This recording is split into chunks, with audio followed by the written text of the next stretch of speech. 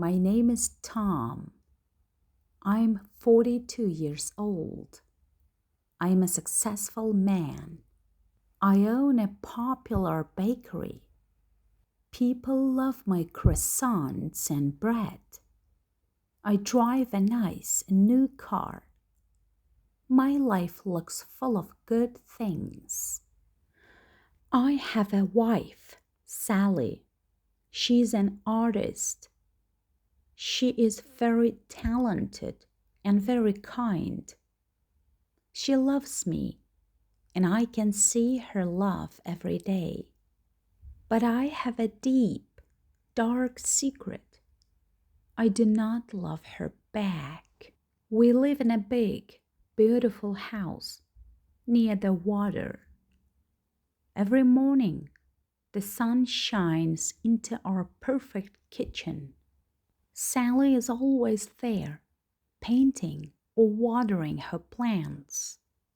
When she sees me, her face lights up. "Good morning, my love," she says. "The coffee is hot." I smile and say, "Good morning, Sally." But the smile is fake. My heart feels cold and heavy. She packs my lunch every day.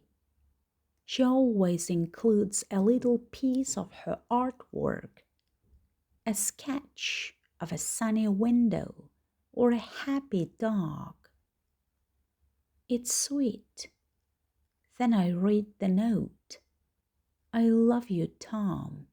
Have a wonderful day." Every day that note makes me feel worse. I try to be a good man, but I'm living a lie. My life is just a show. My marriage is just a show. 7 years ago, my life was falling apart. Back then, I was an engineer, not a baker. I wanted to build big bridges and roads. I started a company and worked day and night. But I failed. Everything went wrong. I lost the company. I lost all my savings. The bank even took my house. I was completely alone. My friends stopped calling. I had no place to live. I slept in the back of my old van near the train tracks. I ate cheap food. I felt hopeless. I even thought about ending my life. Then, one rainy afternoon, I walked into a small building that was showing local art. I just needed a dry, quiet place to sit. I sat on a bench, staring at the floor. A woman came up to me. It was Sally. She wore a bright yellow dress, like a ray of sunshine. "You look lost," she said softly. "Are you okay?" I didn't want to talk, but her eyes were so kind and honest. I started to speak, and then I couldn't stop. I told her everything: the failed business, the van, the fear. She sat beside me and held my hand. When I finished, she didn't judge me. She simply said, "You are a smart man. You just need a new beginning." She was building a big new art studio and needed someone strong to help. She gave me a job moving supplies and keeping track of materials. She paid me enough to rent a small room. She even bought me some new clothes. Sally kept giving me courage. She saw that I loved to cook and bake. She encouraged me to make food for her art events. She even helped me write a simple business plan for a small cafe. She truly saved my life. She was like an angel. I felt so thankful. I told myself, this woman is my safety. I owe her everything. I thought that deep feeling of gratitude was love. But I made a huge, terrible mistake. One evening, we were walking through a quiet park, watching the boats. I felt safe beside her. I thought I had to make that safety last forever. I felt like I owed her everything. I looked at her kind face and pulled out a small silver ring. "Sally," I said, "you saved me. I want to be with you always. Will you marry me?" Her face lit up like 1,000 lights. She said, "Yes, Tom, yes." Her happiness was so pure. I felt a quick rush of warmth and thought, I did the right thing. I believed I would learn to love her with time. Now, years later, I have my beautiful house, my popular bakery, and my nice car. I have everything I lost before, but I also have this heavy feeling inside. I feel trapped. It's like I'm a prisoner in my own perfect life. A month ago, it was my birthday. I came home. The house was dark. Then suddenly, the lights turned on. "Surprise!" everyone shouted. All our friends were there. Sally had planned a big party. She hugged me and said, "Happy birthday, my best love." I smiled and acted happy, but inside, I felt nothing. I was only pretending for the crowd. Then, last night, she made my favorite meal, fish and vegetables. She lit candles. Everything looked beautiful. She was glowing with joy. She held my hand tightly. Her eyes were full of love. "Tom," she whispered, "our life is so good. We have a great home. We are doing so well.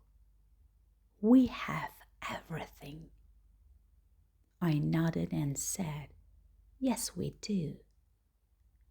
She smiled wider and said the words that hit me like a wall. "I think we are ready now. Let's make our perfect life better. Let's have a baby." "A baby?" "A child. A child is forever." It felt like the final, strongest lock on my beautiful cage. I couldn't breathe. I thought, I can't bring a child into a home built on a lie. That would be the worst kind of betrayal. Right then, I knew the act was over. The lie had to end. I had to tell her the terrible truth. I looked at her bright, hopeful face. It felt like I was holding a knife. I had to break her heart to free both of us.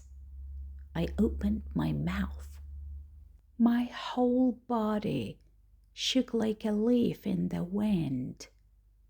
I knew this was the end of our life together. I tried to speak, but my voice broke. I tried again.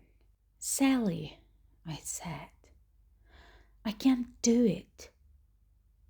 Her smile faded. She looked confused.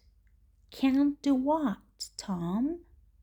You don't want a baby right now? I held her hands. They were warm. I had to say the worst thing. No, Sally. It's everything. Our marriage. It has to stop. I saw the happy light disappear from her eyes. Now, she looked afraid. Stop? What do you mean? What's wrong? She asked. I took a deep breath and said the hard truth. I married you because I was thankful. I felt I owed you. That was it. A debt. She pulled her hands away and hugged herself. She looked at me like I was someone she had never known. A debt, she whispered. All these years, you were just paying me back. I thought being thankful was the same as love. I told her, you saved me. I felt I had to repay you. I tried to love you, but I can't. My heart isn't yours. She stood up quickly. Her chair fell over with a loud crash. My love was a cage to you, she said, her voice shaking with anger and sadness. And you wanted to bring a baby into this lie.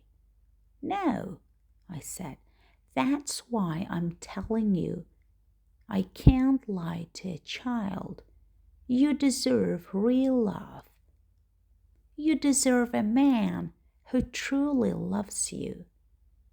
Sally looked at the flowers on the table. She picked up the small vase and threw it hard against the stone wall. The glass shattered everywhere. Leave, she said. Her voice was quiet but firm. Take your car and get out of my house. The debt is paid. Go. I stood up, feeling like the worst person in the world. I was free, but I had broken her heart. I walked past her without looking back. I got in my car. I drove away from the perfect house. I left Sally and the lie behind me. I was alone, but finally honest.